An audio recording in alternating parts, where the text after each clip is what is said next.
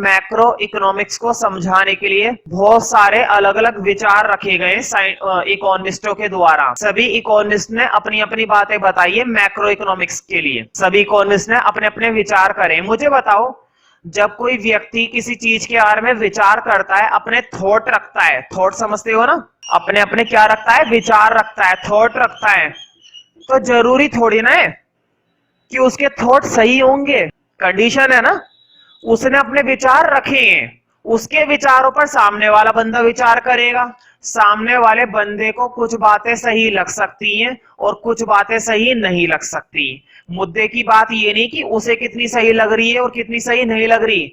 मुद्दे की बात ये कि वास्तव में वो बात कितनी सही है या नहीं है। फॉर एग्जाम्पल, मैं फिल्मों के बारे में अगर मैं बोलता हूं आजकल की फिल्में अच्छी नहीं है, तो जरूरी थोड़ी ना है कि अच्छी ना हो। सच्चाई क्या है, ये है सच्चाई की अच्छी नहीं है। मेरे कहने से सच्चाई थोड़ी ना होगी, सच्चाई वो होगी जो मार्केट के अंदर चल रहा है। समझ रहे हो ना इस चीज का मतलब। तो मुद्दे की बात ये नहीं कि तुम्हें क्या लगता है, मुझे क्या लगता है, मुझे तुम गलत लगते हो और तुम्हें मैं गलत लगता हूं। हमारे एक दूसरे के लगने से कुछ नहीं होता है। रियल में क्या है, रियलिटी क्या है, वो मायने रखती है। एक एग्जांपल देता हूं, मुझे बताओ, कंट्री के अंदर, हमारी कंट्री के अंदर, इंडिया की बात हो रही है, अनएम्प्लॉयमेंट बनी रहती है या नहीं। पहले मैं बता देता हूं अनएम्प्लॉयमेंट क्या है। वैसे तुम लोग 12th क्लास में हो, तुम्हें इसका मतलब मालूम होना चाहिए। अनएम्प्लॉयमेंट, अनएम्प्लॉयमेंट का मतलब होता है हिंदी में बेरोजगारी। जिसके पास करने के लिए काम नहीं होता, बेकार पड़ा रहता है, पढ़ा लिखा है लेकिन फिर भी जॉब नहीं है, मतलब कि उसको पैसे नहीं मिल पा रहे हैं, वो क्या हुआ है, अनएम्प्लॉयड। तो मुझे बताओ, हमारी कंट्री के अंदर अनएम्प्लॉयमेंट रहती है ना, रहती है, सच है। तो ये तो सच है। मुझे क्या लगता है, अगर मैं कहूं कि अनएम्प्लॉयमेंट नहीं रहती तो क्या मेरी बात तुम्हें सही लगेगी? नहीं, क्योंकि तुम भी जानते हो सच्चाई ये है कि अपनी कंट्री के अंदर अनएम्प्लॉयमेंट हमेशा रहती है, रहेगी और हमेशा से ही रहती आई है। हाँ, वो बात अलग है भाई, भगवान करे किसी ना किसी दिन ये अनएम्प्लॉयमेंट की कंडीशन खत्म हो जाए, लेकिन उसको छोड़ो, फिलहाल की बात करते हैं। अभी तो अनएम्प्लॉयमेंट बनी हुई है ना हमेशा के लिए, तो ये सच्चाई है। अब अगर इस पर कोई विचार करता है, नहीं अनएम्प्लॉयमेंट नहीं रहती, तो तुम्हें वो विचार क्या लगेगा, गलत। ठीक है, तो कुछ इकोनॉमिस्ट है जिन्होंने अपने अपने विचार रखे मैक्रो इकोनॉमिक्स को ध्यान में रखते हुए। कुछ विचार तुम्हें सही लगेंगे और कुछ विचार वाकई में सही होंगे, कुछ विचार गलत लगेंगे जो वाकई में गलत होंगे। समझ रहे हो ना। Two school, two schools of thought, two schools of thought, और ब्रैकेट में लिख लेना किसके बारे में, मेरे बारे में नहीं। क्या पढ़ रहे हैं, मैक्रो, लिखो अबाउट मैक्रो इकोनॉमिक्स। मैक्रो, शुक्र करो दो ही थॉट पढ़ने।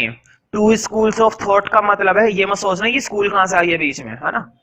यहाँ पर स्कूल्स का मतलब है जिन लोगों ने विचार दिया है।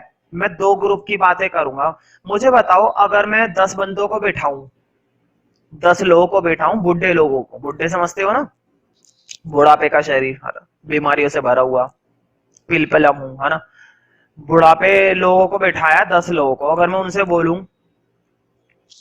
फिल्मों के बारे में बताइए, सबके अपने अपने विचार होंगे। देखो, इंडिया के अंदर विचार देने से तो कोई पीछे हटता नहीं है। कोई अच्छा बोलेगा किसी के बारे में तो कोई बुरा बोलेगा, लेकिन बोलेगा जरूर, बोलेगा जरूर, चाहे उसे उसके बारे में कुछ मालूम ना हो, फिर भी बोलेगा, है ना। तो विचार देने से पीछे कोई नहीं हटता।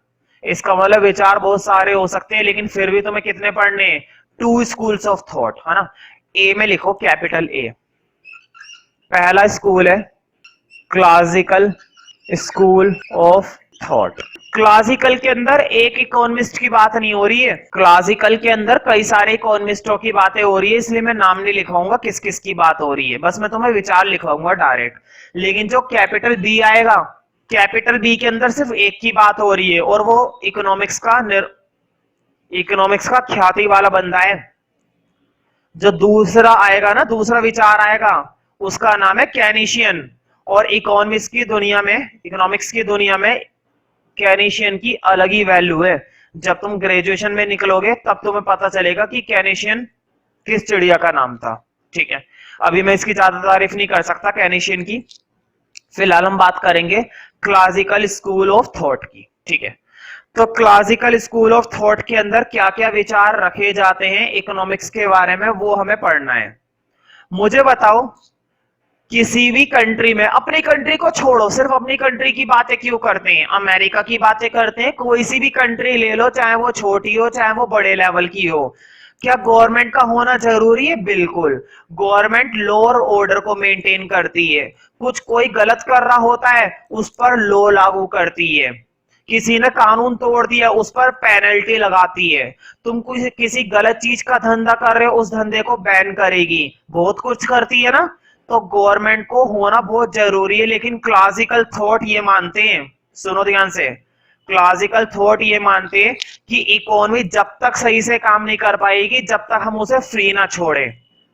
There is no government intervention, वो ये कहते हैं, तुम्हें ये बात गलत लग रही होगी और सही भी लग रही होगी कि ये बात तो ठीक है, अगर गवर्नमेंट हर तरह से कंट्रोल ही करती रहे तो हर बंदा ठीक से काम कहाँ कर पाएगा, तो गवर्नमेंट को हटाना बहुत जरूरी है।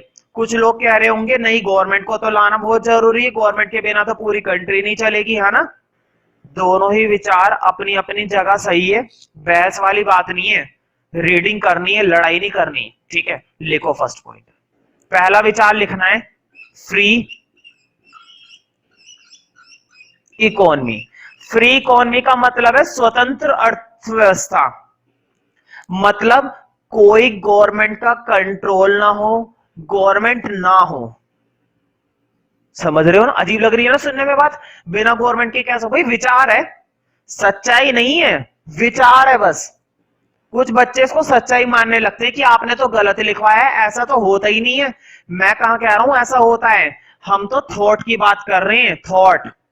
तुमने सपना देखा कि आज चांद तारे तोड़ के लाओगे, तो क्या रियल में तोड़ के लाओगे? सपना है बस, वही चीज है बस, है ना। इतना मेहनत से समझा रहा हूं फिर भी कुछ ना कुछ बच्चों के दिमाग में बैठ ही जाएगी ये बात कि ये तो मैंने गलत लिखवाया है। ठीक है, लिखो फ्री इकोनॉमी में, लिखो it is an economy in which government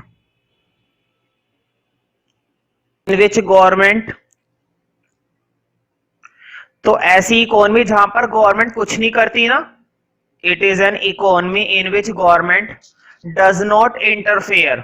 board पे लिखा हुआ है इंटरफेयर, इंटरफेयर का मतलब होता है उंगली करना, गवर्नमेंट उंगली नहीं करती। इट इज एन इकोनॉमी, उंगली करना समझते हो ना, समझने कहने का मतलब ये कि गवर्नमेंट कुछ भी नहीं करेगी यहाँ पर, ना तो मैं किसी चीज के प्रोडक्शन को करने से मना करेगी, ना ही तुम्हें क्वांटिटी इंपोज करेगी, ना ही कोई टैक्स लगाई, कुछ भी नहीं करेगी। ठीक है, it is an economy in which government does not interfere in any kind of decision. Any kind मतलब कुछ भी बनाओ कुछ भी बेचो, समझ रहे हो ना। Does not interfere in any kind of decision, in any kind of decision. अब जरा सोचकर देखो, अगर वाक्य में फ्री इकोनॉमी हो जाए, अगर सच में फ्री इकोनॉमी हो जाए मतलब गवर्नमेंट का कोई कंट्रोल ना हो, गवर्नमेंट तो हो, है ना, पॉलिटिक्स के लिए हो, लेकिन प्रोडक्शन में, इकोनॉमिक्स में, इकोनॉमी के अंदर उसका कोई योगदान ना हो, तो क्या सही है? नहीं, कुछ भी बनना शुरू हो जाएगा, प्राइस कितने भी बढ़ जाएंगे, कितने भी कम हो जाएंगे, किसी भी चीज का प्रोडक्शन हो जाएगा, जो चीज गलत है वो भी और जो चीज गलत नहीं है वो भी, कितनी हलचल हो जाएगी ना, बिना गवर्नमेंट के हो ही नहीं सकता। तो ये विचार पूरी तरह से गलत है, तभी तो क्लासिकल के विचार इतने सही नहीं है। आगे जो आने वाला है ना बंदा केनीशियन, उसके दो विचार लिखवाऊंगा और दोनों विचार तुम कहोगे हाँ सर ये सही है, बिल्कुल, उस पे नाच उठोगे तुम। तो तभी तो मैंने केनीशियन की इतनी तारीफ करी थी, बाकी की तारीफ तुम्हें ग्रेजुएशन में मिलेगी, है ना।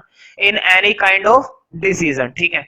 अब इसका दूसरा विचार, उस पे तो तुम लड़ मरोगे कि नहीं ये तो हद ही हो गई विचार करने की, गलत है तो बिल्कुल। देखो बताओ, क्या कंट्री के अंदर एम्प्लॉयमेंट होती है या अनएम्प्लॉयमेंट होती है? भाई अनएम्प्लॉयमेंट। इंडिया की अगर हम बात करें तो क्या पाई जाती है? अनएम्प्लॉयमेंट। जबकि ये कह रहा है कि कंट्री के अंदर क्या पाई जाती है? एम्प्लॉयमेंट। और देखो एम्प्लॉयमेंट पाई जाती है, पहली बात गलत। और ये क्या कह रहा है? Full employment. एक भी बंदा ऐसा नहीं होता जिसके पास काम ना हो, ये ऐसा कह रहा है। बताओ, इंडिया के अंदर तो ये बात गलत है।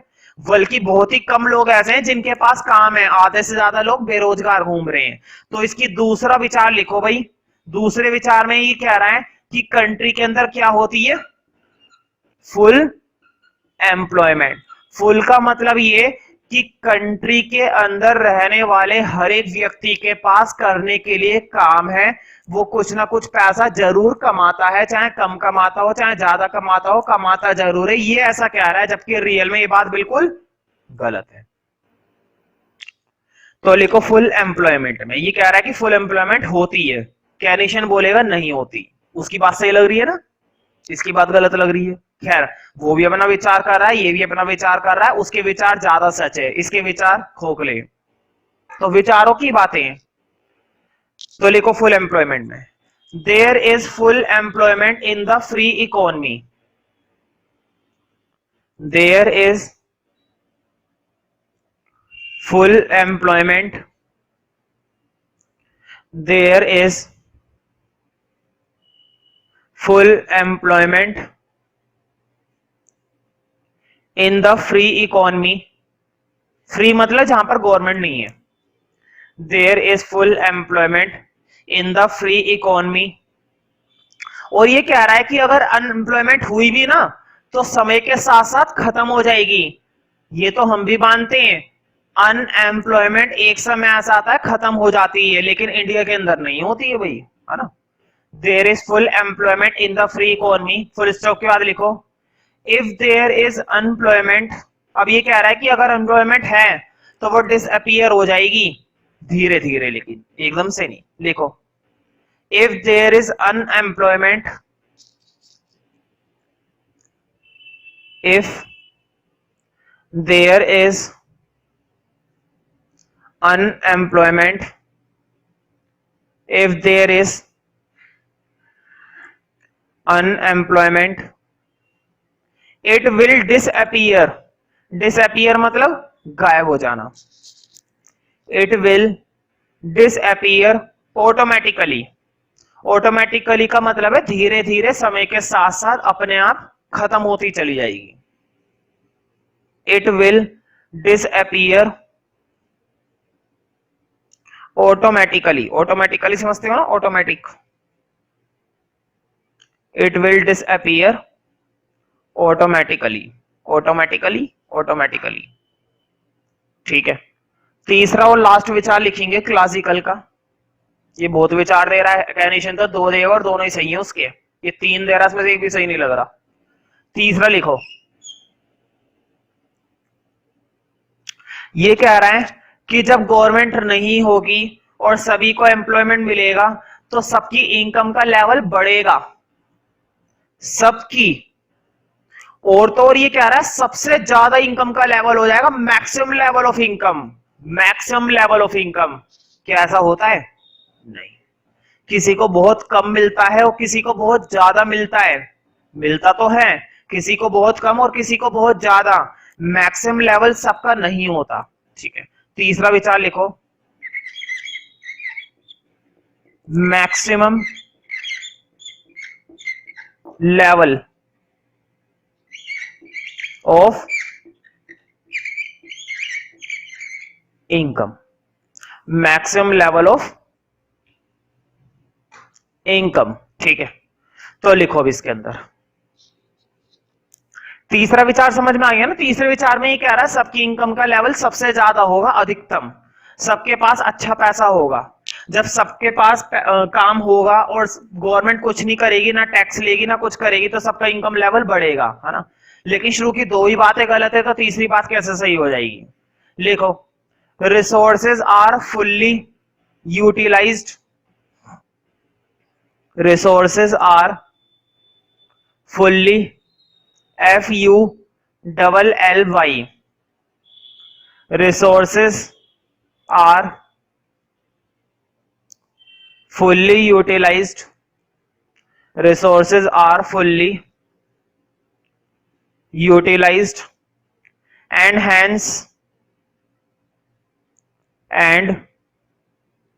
hence level of income is maximum, hence level of income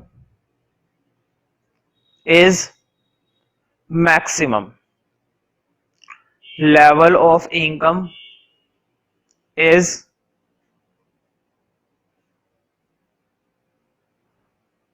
maximum.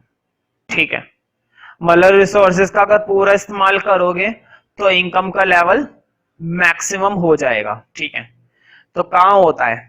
पहली बात तो ये कि क्या रिसोर्सेज का पूरा इस्तेमाल होता है? हमारी कंट्री के सबसे इंपॉर्टेंट रिसोर्स है लेबर, मजदूर। क्या सभी मजदूरों के पास काम है? नहीं। एक फैक्ट्री के अंदर तुम 1000 वर्कर लगा सकते हो, तो क्या वहां पर 2000 वर्कर आ जाएंगे? नहीं। वर्कर दुनिया भर का है लेकिन फैक्ट्री एक है, कंपनी एक है और दुनिया भर के वहां पर आ रहे हैं मैनेजर। तो एक कंपनी में जा सकता 2 मैनेजर रख लोगे, 10 मैनेजर रख लोगे, 100 मैनेजर थोड़ी ना रख लोगे। समझ रहे हो ना? समझ रहे हो ना?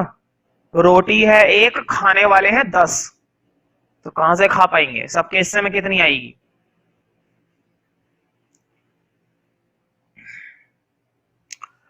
अब अगला, ठीक है, अब जो है वो इंपॉर्टेंट है। इंपॉर्टेंट इसलिए कि वो रियलिटी से ज्यादा मैच करता है, वो रियलिटी से ज्यादा मैच करता है। लिखो कैपिटल बी, ये है हमारा कैनिशियन।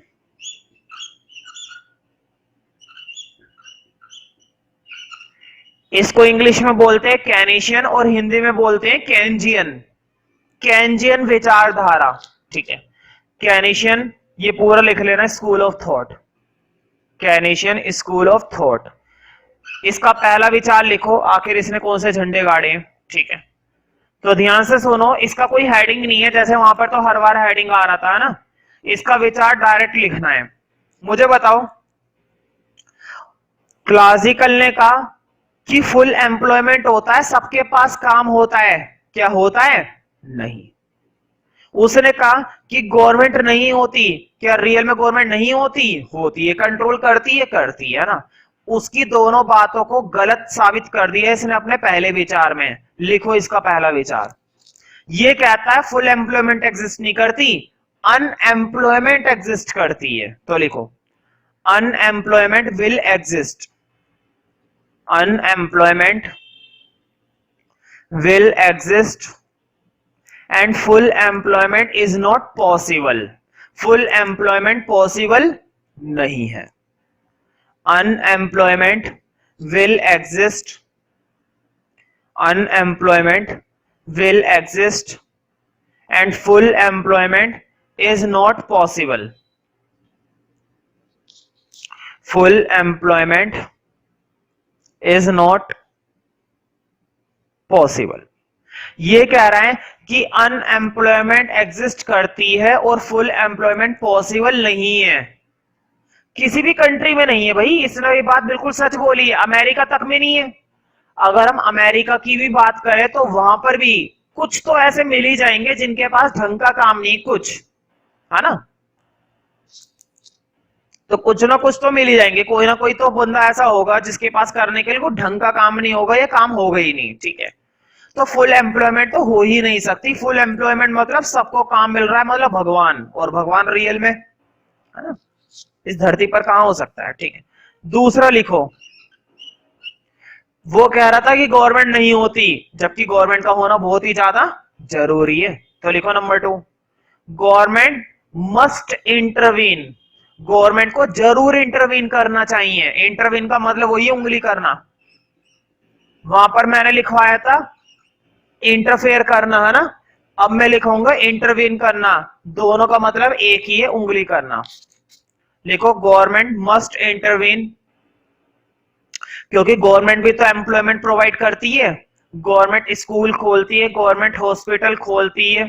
ठीक है, बहुत सारी चीजें ऐसी हैं जहां पर गवर्नमेंट काम करती है, वो लोगों के लिए एम्प्लॉयमेंट जनरेट करती है, लोगों को फ्री एजुकेशन देने के लिए काम करती है। क्या ये सारे काम प्राइवेट सेक्टर कर लेगा?